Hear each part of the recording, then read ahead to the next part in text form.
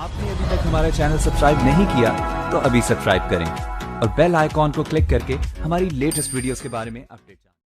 औज़ुबिल्लाहिमिनश्शैतानिर्रजीम बिस्मिल्लाहिर्रहमानिर्रहीम। Welcome to my dear students. जैसा कि कल हमने सेकंड वन चैप्टर को डिस्कस किया हुआ था, उसमें हमने रेस्ट और मोशन को भी डिफाइन किया हुआ था। रेस्ट के अलावा हमने मोशंस के बारे में डिस्कस की, उसकी डेफिनेशंस के बारे में स्टडी की। चलो तो फिर आज हम कुछ इसके टाइप्स जो हैं उसको हम डिस्कस करने जा रहे हैं। स्पेशली जो मोशन के टाइप्स होते हैं वो बेसिकली 3 होते हैं। सबसे पहला जो हम लिखते हैं वो हम बात करते हैं ट्रांसलेटरी मोशन। ट्रांसलेटरी मोशन सबसे पहले वाला जो टाइप होता है वो होता है ट्रांसलेटरी मोशन, और इस ट्रांसलेटरी मोशन को बेसिक 3 हिस्सों में तकसीम किया गया है। मतलब इसकी और 3 सब ब्रांचेस हैं। सबसे पहले वाली जो ब्रांच हम बात करते हैं उसे हम कहते हैं linear motion, second one circular motion, और जो थर्ड वन ब्रांच होती है उसे हम बात करते हैं रैंडम मोशन। रैंडम और ज़िग मोशन कहते हैं सबसे पहले वाली। और उसके बाद जो सेकंड वन टाइप आता है, सेकंड वन टाइप का नाम है रोटेटरी मोशन।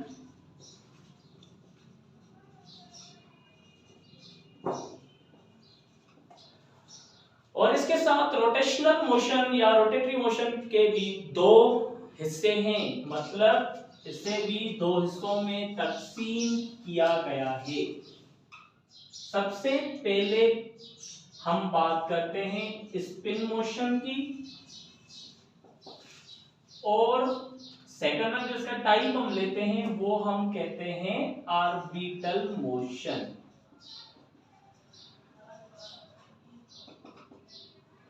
और इसके साथ जो तीसरा या लास्ट वन टाइप आता है उसका नाम है वाइब्रेटरी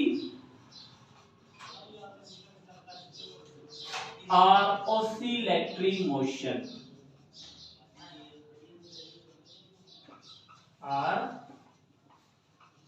ऑसिलेटरी मोशन, ये इसके बेसिक 3 टाइप्स हैं।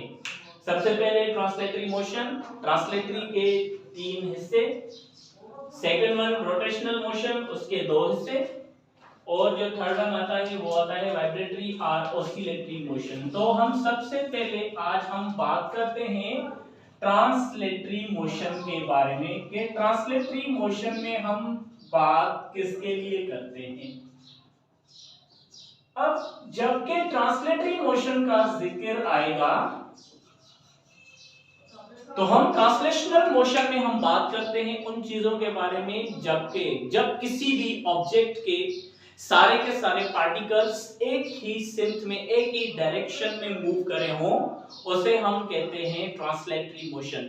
लेट्स सपोज अगर मैं इस बॉल के बारे में बात करूं तो इस बॉल का जो हर एक पार्टिकल होगा, जब मैं इसे ऊपर से नीचे की तरफ फेंक रहा हूं, मतलब ये नीचे डाउनवर्ड डायरेक्शन में आ रहा है।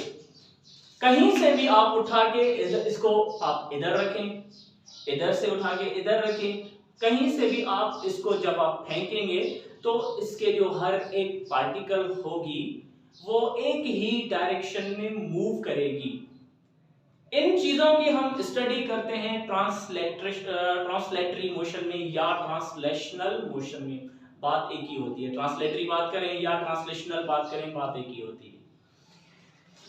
If every particle of this body move linear in any direction is known as translatory motion. Means इसका जो every particle होगा, the particle of या the every particle is moving along the straight line, moving along the straight line is known as a translatory motion. उसे हम translatory motion के बारे में कहेंगे। अब एग्जाम्पल के तौर पे हम बात करते हैं, जैसे कोई भी चीज ऊपर से नीचे आ रही है या जमीन पे वो सीधा जा रही है। अब जमीन की ही बात करें तो हम मोशन ऑफ ट्रेन की ही बात करते हैं। अब every part of the train is traveling along the straight line, so that's why we can say that it is moving in translational motion।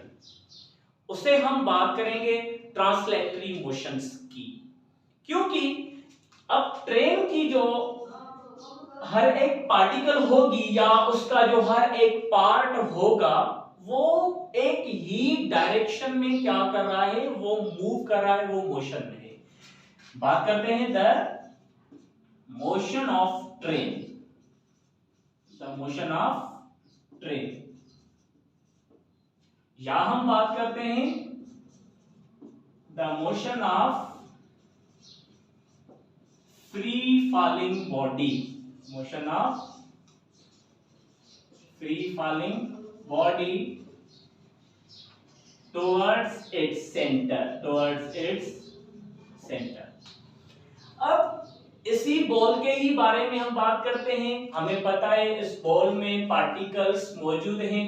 अब एक तो पार्टिकल नहीं होगा, अब इस बॉल में बहुत ज्यादा सारे पार्टिकल्स होंगे। जब हम इस पार्टिकल्स की बात करेंगे तो इसके सारे के सारे पार्टिकल्स एक ही डायरेक्शन में टुवर्ड्स द सेंटर आएंगे। तो इस किस्म की मोशन को भी हम नाम देते हैं ट्रांसलेटरी मोशन का। या हम बात करते हैं the motion of free falling body towards its centre. ये टुवर्ड्स इट्स सेंटर आ रही है, फ्री फॉल बॉडी है, क्योंकि ये किसी हाइट से नीचे आ रही है। यहाँ पे h का मतलब होता है हाइट, जिसका हम यूनिट लिखते हैं मीटर। ऐसा यूनिट जो हम हाइट का लेते हैं वो हम लेंथ ही लेते हैं, लेंथ का यूनिट हम मीटर ही लेते हैं। तो ये किसी हाइट से जब ये बॉल नीचे आ रही है तो इसका हर एक जो पार्टिकल है वो लीनियर डायरेक्शन में सीधा नीचे आ रहा है towards the centre of earth, and this type of motion is known as translatory motion. अब ट्रांसलेटरी मोशन के लिए जरूरी नहीं है कि कोई भी चीज ऊपर से नीचे आए। ट्रांसलेटरी मोशन के लिए कोई भी बंदा, अब मैं खुद के लिए बात करूं, मैं यहाँ पे खड़ा हुआ हूं, अब मैं यहाँ तक मूव कर रहा हूं। अब मेरी जो यहाँ पे मोशन है वो भी हम बात करेंगे ट्रांसलेटरी। क्यों ट्रांसलेटरी? क्योंकि मैं स्ट्रेट लाइन में मूव कर रहा हूं। जब मैं स्ट्रेट लाइन में मूव करूंगा तब मेरी बॉडी का हर एक जो पार्ट होगा या हर एक जो पार्टिकल होगा वो भी स्ट्रेट लाइन में मूव करेगा, और इस किस्म की जो मोशन बनेगी उसे हम नाम देते हैं ट्रांसलेटरी मोशन। अब इस ट्रांसलेटरी मोशन के अदर टाइप्स हैं जिसके हमने नाम लिखे हुए हैं लीनियर मोशन, सर्कुलर मोशन या रैंडम और जिगजैग मोशन। सबसे पहले हम बात करते हैं लीनियर मोशन की। लीनियर मोशन हम किसको कहते हैं? सबसे पहले हम लिख लेते हैं यहाँ पे लीनियर मोशन, और यहाँ पे जो लफ्ज हमने या जो वर्ड हमने लीनियर इस्तेमाल किया हुआ है, लीनियर का भी मतलब होता है कोई भी चीज या कोई भी बॉडी या तो स्ट्रेट लाइन में मूव कर रही हो या तो वो बॉडी कर्व्ड लाइन में मूव कर रही हो। अब आप लोग यही सोच रहे होंगे कि लीनियर को हम स्ट्रेट तो बोल रहे हैं लेकिन उसके साथ कर्व क्यों बोल रहे हैं? इसी चीज को जानने के लिए हम एक ही एग्जांपल देते हैं, the motion of light particles का। अब जैसे ही लाइट पार्टिकल, जैसे कि हमने पहले थ्योरीज ऑफ लाइट में डिस्कस किया हुआ है, जो मेरे इस चैनल पे अगले लेक्चर्स पढ़े हुए हैं चैप्टर नंबर पहले में, तो वहां पे हमने पढ़ा हुआ था लाइट पार्टिकल जब वो निकलता है वो समटाइम बिहेव करता है लाइक अ वेव और समटाइम बिहेव करता है लाइक अ पार्टिकल। मींस अब जब लाइट रेडिएशंस मूव करते हैं तो वो हमें लगता है सीधे आ रहे हैं, एक्चुअली वो सीधे के साथ साथ वो इस तरह मूव कर रहे हैं पार्टिकल्स के साथ साथ वेव में भी, इस तरह से वो मूव कर रहे हैं। अब जो लाइट पार्टिकल या जो लाइट वेव्स आ रहे हैं वो एक्चुअली आ तो सीधे रहे हैं, लेकिन उनका जो पाथ है वो क्या हो रहा है, वो कर्व पाथ है, वो कर्व लाइन में आ रहे हैं। तो इन चीजों की जो स्टडी कर रहे होते हैं हम लोग, वो हम करते हैं लीनियर मोशन में। If a body is moved along the straight line और straight path, if a body is moved along the straight line और स्ट्रेट पाथ और कर्व्ड लाइन और कर्व्ड पाथ, कोई भी चीज स्ट्रेट लाइन में मूव कर रही हो या कोई भी चीज कर्व्ड पाथ में मूव कर रही हो, तो उन चीजों की जो हम स्टडी करते हैं वो हम करते हैं लीनियर मोशन में। फर्क क्या हो गया बच्चे, यही पूछते हैं बार बार, लीनियर में और ट्रांसलेटरी में फर्क क्या बन गया। अब ट्रांसलेटरी में बात हम ये करते हैं कि किसी भी चीज का हर एक पार्टिकल या हर एक पार्ट लीनियर डायरेक्शन में मूव कर रहा हो, लेकिन लीनियर मोशन में बात करते हैं वो चीज सीधी तरह से जब मूव कर रही हो तो उनकी स्टडी हम लीनियर में, मतलब यहाँ पे उनके पार्टिकल्स के बात करेंगे, यहाँ पे उस ऑब्जेक्ट्स के बारे में बात करेंगे। If a body is moved along the straight और curved line, if a body, definition इसकी हम लिख लेते हैं, if a body is moved along the straight line or curved path, then the motion is said to be linear motion. Example, इन चीज के example जो लेते हैं वो हम लिखते हैं the motion of car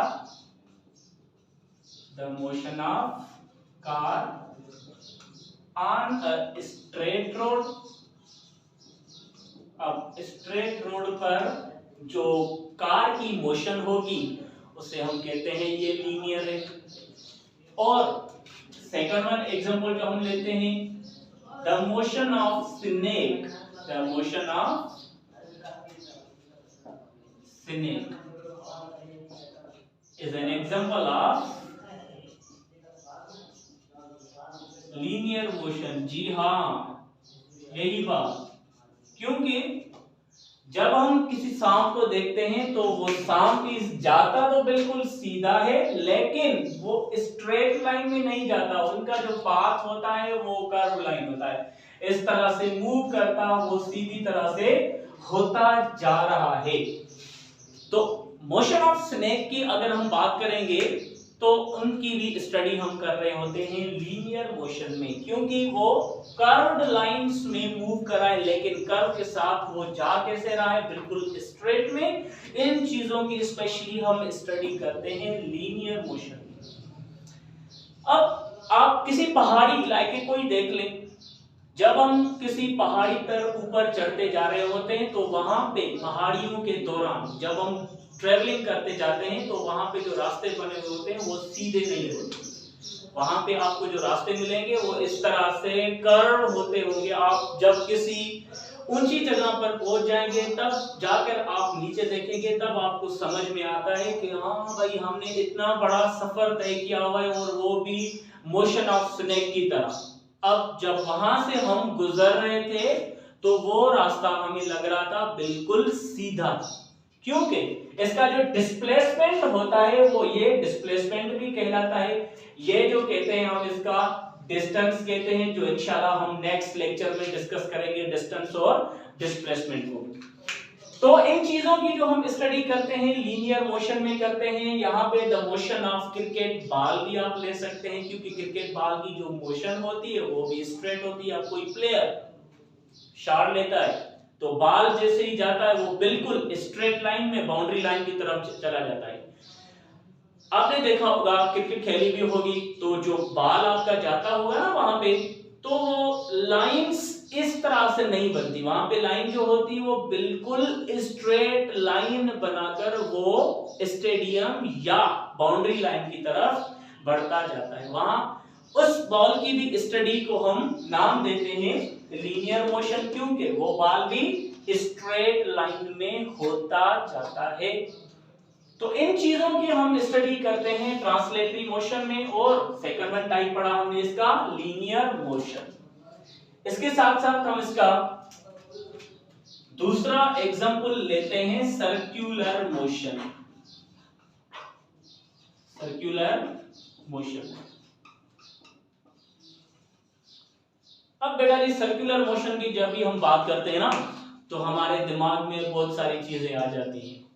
बचपन में हमने बहुत सारी ऐसी गेम्स खेली हुई हैं। रिवॉल्विंग चेयर की हम बात करते हैं तो वो रिवॉल्विंग चेयर भी एक सर्कुलर मोशन में है। अब मैं खुद को यहाँ पे फिक्स तो नहीं कर सकता, अगर मैं भी यहाँ पे इस तरह से गोल गोल घूम रहा हूं तो ये भी किस चीज में स्टडी करेंगे, इसकी भी स्टडी हम करेंगे सर्कुलर मोशन में।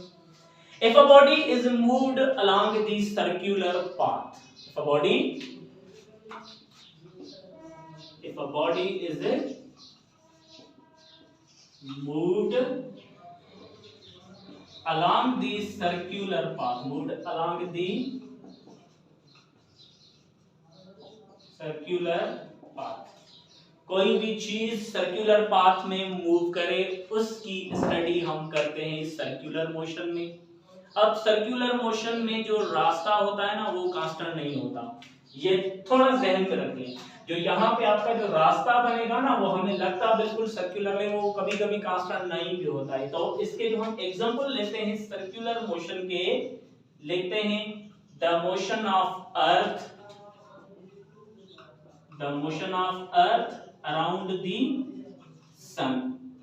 सूरज के गिर्द हमारी जो जमीन है वो क्या कर रही होती है, रिवॉल्व कर रही होती है। यहाँ पे होता है सन और यहाँ पे होती है अर्थ। अब इस अर्थ की जो मोशन होती है वो सर्कुलर होती है, सूरज के बिल्कुल इर्द गिर्द वो क्या कर रही होती है, वो मूव कर रही होती है।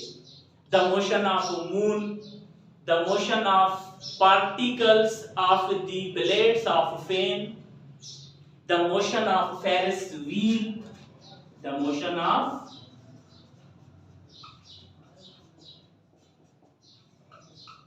Ferris wheel। Ferris wheel आपने देखा होगा, Ferris wheel बहुत बड़ा एक झूला होता है, वो क्या कर रहा होता है, वो मूव कर रहा होता है। उसके जो बॉक्सेस बने हुए होते हैं उन बॉक्सेस की, उन डब्बों की जो मोशन होती है उनको हम नाम देते हैं सर्कुलर मोशन। अगर कोई चीज हम इस तरह से गोल गोल हम घुमाएंगे तो उन चीजों की भी स्टडी हम करते हैं सर्कुलर मोशन। और इसके साथ साथ बहुत सारे एग्जांपल्स हैं डेली लाइफ में जो हम लेते हैं, क्लियर। और इसके साथ साथ जो लास्ट वन पढ़ा हुआ होता है रैंडम मोशन होता है, और रैंडम मोशन का मतलब होता है कोई भी चीज इरेगुलर पाथ में मूव करे। The motion of irregular particles of any body. Irregular path में अगर कोई भी चीज मूव करेगी तो उन चीजों की जो स्टडी हम करेंगे वो हम रैंडम मोशन में, मतलब रैंडम मोशन में इन चीजों को माइंड में रखना जरूरी है कि वहां जो पाथ होगा वो इरेगुलर पाथ में मूव करेगी। इरेगुलर जिसका कोई खास पैटर्न नहीं बना हुआ हो, उन चीजों की स्टडी हम करते हैं रैंडम और जिगजैग मोशन में। इसका जो हम एग्जांपल लेते हैं जिगजैग मोशन का, यहां पे लिखते हैं the motion of gas molecules. अब गैस मॉलिक्यूल्स को आप देख लें। अब गैस मॉलिक्यूल्स जो होते हैं वो एक डायरेक्शन में नहीं होते, वो एक के साथ दूसरे के साथ टकराएगा, दूसरा तीसरे के साथ कोलाइड करेगा, तीसरा चौथे के साथ, इस तरह से वो रैंडम डायरेक्शंस में मूव कर रहे होते हैं। अब इसके साथ साथ हम द मोशन ऑफ बटरफ्लाई बात करें, द मोशन ऑफ बटरफ्लाई।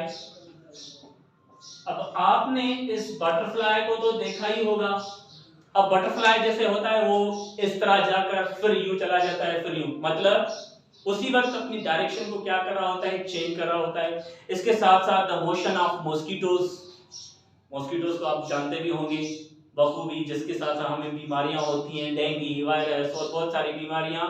लेकिन उन मॉस्किटोज की जो मोशन की हम स्टडी करते हैं वो हम किन चीजों में करते हैं, वो हम करते हैं रैंडम और जिगजैग मोशन में। अब बच्चे ये सवाल करते हैं कि इस रैंडम मोशन का ट्रांसलेटरी से कौन सा वास्ता।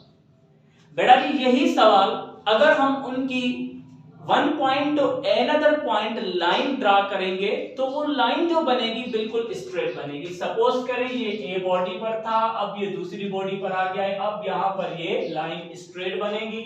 सपोज करें ये ए से बी पॉइंट तक आ गया है, बी से ये सी पॉइंट तक आ गया है, सी से ये डी पॉइंट तक आ गया है, डी से ये फिर से ई पॉइंट, ई से एफ पॉइंट। मतलब अगर हम उस चीज की लाइंस ड्रा करेंगे तो वो लाइंस जो बनेगी वो इस तरह से कुछ बनेगी। इसलिए हम इन चीजों की जो हम स्टडी करते हैं, मतलब रैंडम या जिगजैग मोशन की जो हम स्टडी करते हैं वो हम स्पेशली डील करते हैं ट्रांसलेटरी मोशन में। तो आज हमने जो पढ़ा, ट्रांसलेटरी मोशन को डिफाइन किया, ट्रांसलेटरी के साथ लीनियर मोशन को, सर्कुलर मोशन को और साथ में हम रैंडम या जिगजैग मोशंस को डिफाइन किया। अब तक के लिए इतना काफी है। नेक्स्ट लेक्चर में इंशाल्लाह हम बात करेंगे रोटेशनल मोशन और उसके साथ वाइब्रेटरी या ऑसिलेटरी मोशन। तब तक के लिए अपना ख्याल रखिए। अल्लाह हाफिज़।